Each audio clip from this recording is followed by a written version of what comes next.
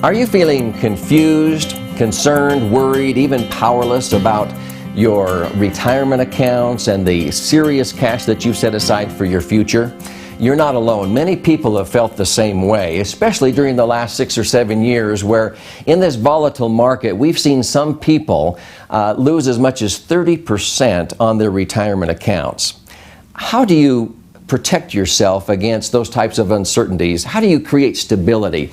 Will Rogers once said, people are more concerned about the return of their money than the return on their money. And I know many people wish they had the account value they had just a few years ago.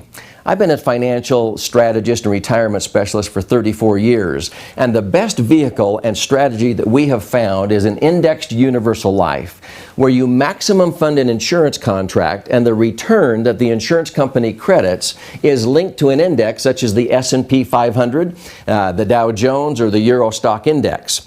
When that market loses, you don't lose because your money's actually not invested in the market. So you get a 1 or a 2 or 3% guaranteed return.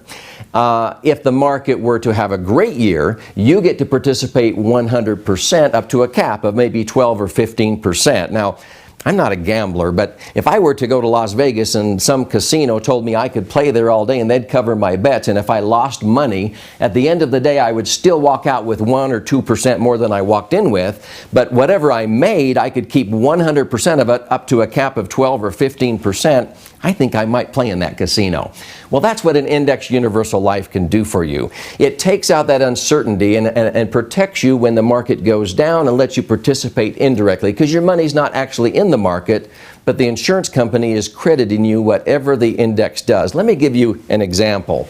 The last 8 years, from 2000 to 2007, if you would have invested $100,000 in the market in the S&P, for example, during those volatile years, you would have lost as much as 14 and 17% consecutive years in 2001 and 2002. At the end of 2007, your account, even though it rebounded, would only be worth $111,000 or 1.54% average annual return. With this strategy of indexing, you would have received a 1% guaranteed return in a down market and up to a 15% gain in an up market, and that was the cap.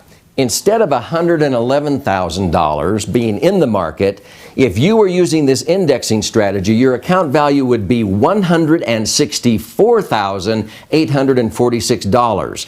That's $53,500 more in just 8 short years, or a 7.4% average annual return when most people were losing money.